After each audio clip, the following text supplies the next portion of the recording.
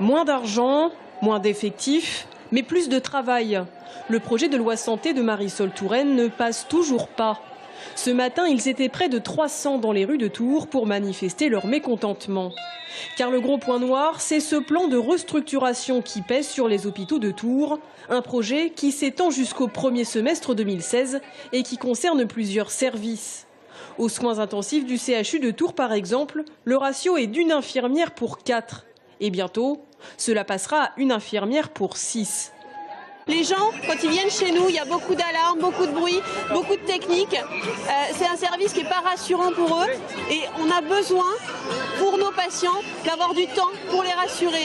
Et en diminuant le nombre de personnel, on va avoir encore moins de temps au chevet de nos patients. Dans les rangs également, des orthophonistes venus en nombre qui demandent une revalorisation de leur profession. L'hôpital de Blois, par exemple, ne compte que 2 orthophonistes et très bientôt peut-être plus qu'un seul. Une situation inadmissible. On fait des études en 5 ans pour un master et puis dans la réalité, les gens quand ils sortent, ils sont payés au SMIC à l'hôpital. Si bien que les postes ne sont pas attractifs, les hôpitaux se vident et s'il n'y a plus d'orthophonistes à l'hôpital, ça veut dire que les médecins ne connaissent plus la profession d'orthophoniste.